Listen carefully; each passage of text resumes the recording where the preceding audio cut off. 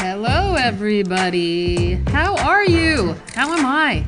How's your best friend? How's your toenails? How's your pedicure situation? Is it time to cut those bad boys down? It was for me not so long ago. I was like, whoa, what did I wait a month and a half on this? What the hell? Let's see. How's the traffic on your street? Very slow where I am. Very slow. But what time is it? It's 9:30 on a Sunday. That's not surprising. I live on a street that's like crazy ass busy. From like 3:30 to 7 p.m. and then for the most part, for the rest of the day, it's not busy at all. So it's kind of nice.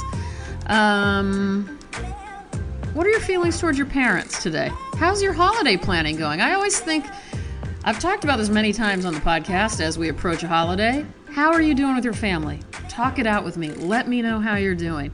By the way, my name's Robin O'Neill. This is me reading stuff. But you can also, I keep forgetting, do I ever say it? I don't even know if I do. Follow me on social media, at Robin O'Neill. It's ROBYN_ONEIL. You can keep up to date with my stuff and whatever I'm into at the time and answer some of the questions that I love asking you in the comments on Instagram or you at me at Twitter. I love it when I hear from you. If I've ever made that unclear, if I've ever made you feel ignored, I am sincerely sorry. Sometimes I just forget to hit the like or respond, but I always love, I read them all. I read all your responses and I get very excited about it. I'm not saying I get a whole lot of responses anyway. Let's face reality here. There's not that many coming in, but every time I do, it's like a gift from the gods. So thank you guys. If you haven't noticed, I'm sort of crawling out of a bit of a hole, and that's not the first time I've said that. It's probably not going to be the last time. I tend to encounter holes as I go through life. Don't make that gross. That wasn't meant to be gross. But thank you for your patience with me since I kept missing my Thursday goal of when I normally like to post new episodes. I thought I was coming back and then exhaustion. Without getting into it too much, just know that I really am honestly going through a whole lot. I'm not trying to be melodramatic here. I really am. I'm just some really serious things right now, and I'm sure I'll tell you all about it when I'm ready. But for now, I'm kind of lucky if I wake up and, I don't know, eat one meal. So anything I've done on top of simply getting out of bed is feeling almost miraculous at this point. And I'm also, as I love to preach to you guys, taking care of my own damn self while I go through all of this hard life stuff. Which means I simply can't get to it all. I can't do it all. I can't meet all my goals. I can't be everything to everyone. I can't see my friends as much as I'd like to. I can't eat the right meal all the time. I have to eat Domino's pizza occasionally. I can't always pick up whatever I need at the store that day. Anyway, instead of beating myself up over all of that and hating every single thing about myself and thinking of myself as a total loser, which is how I used to handle this kind of thing, instead I try to say, hey, Robin, give yourself a break. Life is hard. You are beyond tired and stressed out. Be good to yourself. Because I certainly wouldn't, if a friend came to me and told me their situation and it was identical to what I'm going through, I certainly wouldn't be like, well, you dumb motherfucker, I hate to tell you this, but you're not doing enough right now. You need to stop being gentle with yourself and you need to start winning. You need to start being perfect. You got to get shit done, girl. Don't give yourself a break. Don't give yourself proper rest. Not until you've accomplished every single goal on your to-do list for the next 10 years. And stop being so weak while you're at it. Get over yourself.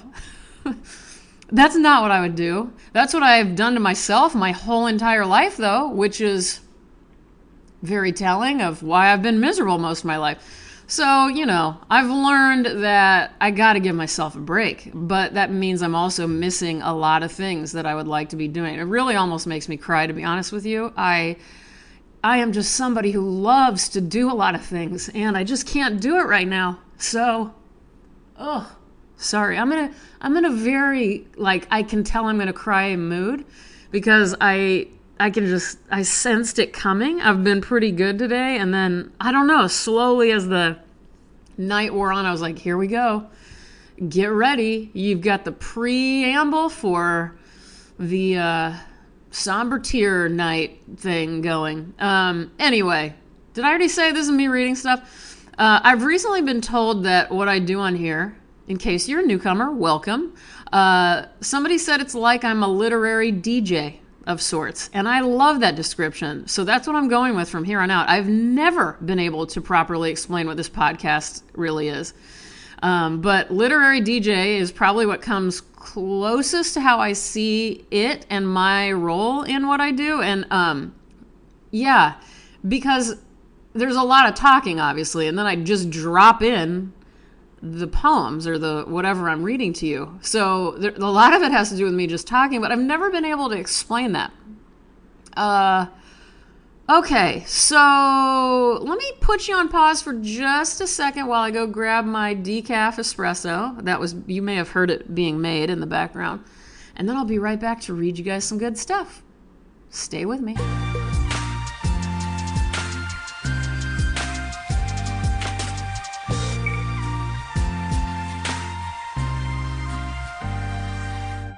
All right, we've got some coffee, decaf, using an espresso machine. These things are good. You guys know I travel? Yeah, I travel through time and I pick up different ways of making my coffee, and this happens to be my new preferred method. I did my AeroPress forever. Shout out to Dave Laird, who also uses an AeroPress. What are you using down there in the... Where are you? Australia or New Zealand? All of a sudden I forget because I'm so brain dead. I think you're in New Zealand, you lucky human being. I don't love the idea of traveling all the way to that part of the world, but I love the idea and I need to see New Zealand. I will tell you that. And by the way, Dave, if you're actually in Australia and I thought you were in New Zealand, I really apologize.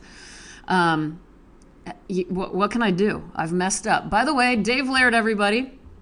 Dave Laird and Matt Booker, my two favorite people who are the creators and co-hosts of the David Foster Wallace podcast, The Great Concavity. Check them out if you're a David Foster Wallace fan, and you'll see they also sell stickers with one of my drawings in it because they use one of my drawings as the image for their logo. And I'm very happy about that. That makes me happy every time. I was just listening to them earlier today. So... what are we going to do? What's up, Robert Bly? What's up, old book that I used to read on here all the time? The Winged Energy of Delight, Selected Translations, Poems from Europe, Asia, and the Americas. So Robert Bly is a poet and a translator, and this is one of my favorite books of poetry. I will say it's a little light on the female poets, which makes me a little angry, but I gotta say, I'm going to forgive him for that because what's in here is all so good. Go ahead and do a search on the Winged Energy of Delight on the Podomatic page for my podcast, and you'll find the other ones because everything I've read from here has been amazing. And today I'm going to be reading, what am I going to be reading? I bookmarked for you guys a Pablo Neruda poem. And of course, you can learn more about Pablo Neruda. I've read him before as well. But he is a Chilean poet, born in 1904, no longer around. Robert Bly, man, he's still around. He's 91 years old. Doing a great job. This is a HarperCollins book. I'm going to put a link in the description so you can buy it. It's right around $15, and I'm telling you, it's gold inside of this book. So it's not actual gold. There's no gold leaf involved. You know what I'm saying. Everything in it, it makes me say, Mamma Mia. Or whatever you're supposed to say when you really like something. Do Italians actually say Mamma Mia when they like something? And by the way, no one's Italian that I'm speaking of. I don't know why I'm doing something Italian right now. I did just see a photo of somebody eating some amazing spaghetti. That might be where that's coming from. Okay, back to the poem I'm going to be reading. This is Pablo Neruda, translated by Robert Bly and James Wright. And this poem is called Melancholy Inside Families. Whoa, Frankie, what's up? Hi. Do you have some melancholy inside your family, Frankie? No? Okay. You need some help? I turned over. Obviously, you heard that because she's loud and she's very talkative, but out of nowhere, she was just sleeping on my studio chair, and then suddenly I turn over. She's just staring at me. Okay, that's Frankie, everybody. Good girl, Frankie. You need something? No, she just said she loves me. You guys know that when a cat blinks really slow at you, that's them saying they love you. So you should do it back like that. Just blink really slow at them. Sorry to all you non-cat lovers. All right, Melancholy Inside Families by Pablo Neruda. I keep a blue bottle. Inside it, an ear and a portrait.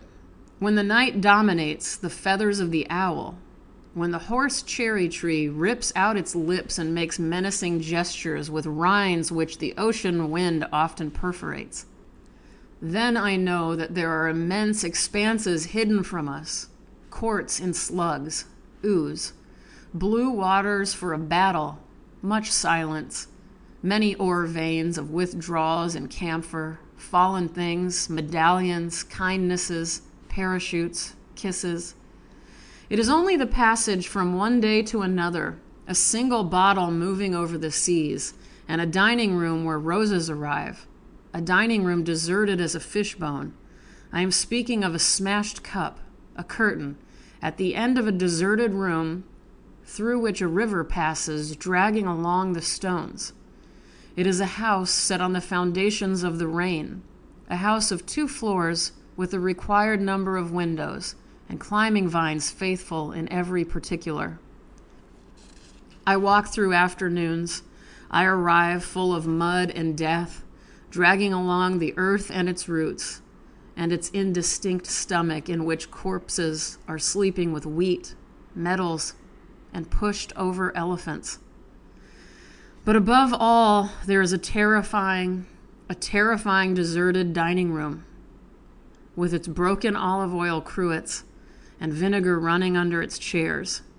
One ray of moonlight tied down, something dark, and I look for a companion inside myself.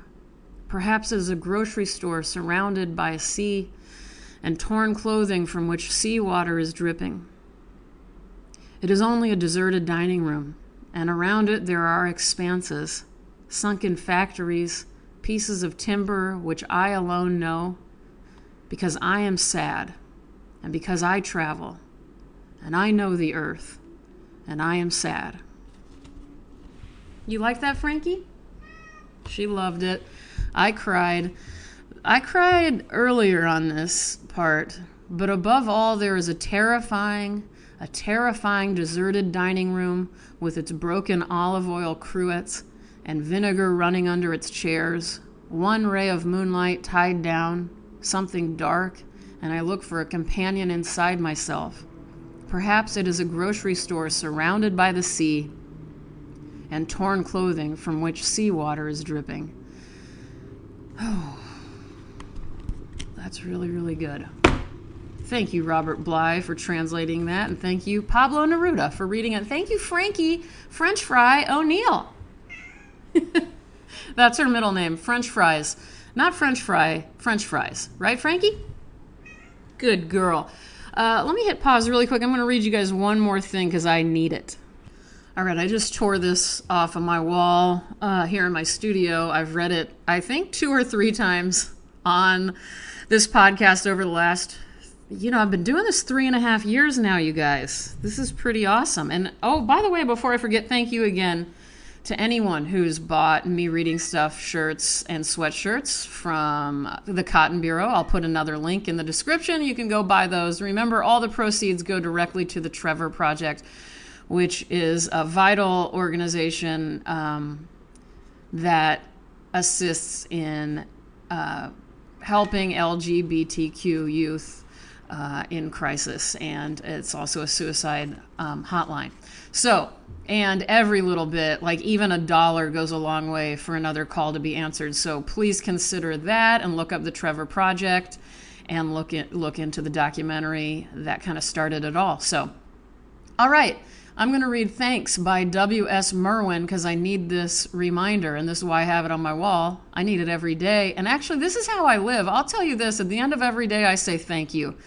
As shitty as things can be, I do say thank you. And so when I read this poem, I was thinking, wow, this is how I live. I also recently just saw the Philip Glass opera Satragaya, and a lot of what that opera seemed to be, it was about so many things. And by the way, it was insane and so amazing. And Philip Glass was there. I got to see Philip Glass. It was incredible. But anyway, Satragaya had a lot to do with accepting pleasure and pain as the exact same thing. It's all life. We got to take it all and embrace it and love it and say thank you for it, as hard as that is. But anyway, this poem by Merwin is in Migration, New and Selected Poems, published in 2005 by Copper Canyon Press. And I hope Frankie doesn't meow the entire time, but I have a feeling she will, because she is on a roll. Okay, listen. With the night falling, we are saying thank you. We are stopping on the bridges to bow from the railings. We are running out of the glass rooms with our mouths full of food to look at the sky and say thank you. We are standing by the water, thanking it, smiling by the windows, looking out in our directions. Back from a series of hospitals, back from a mugging, after funerals, we are saying thank you.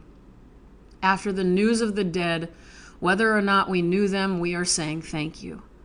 Over telephones, we are saying thank you.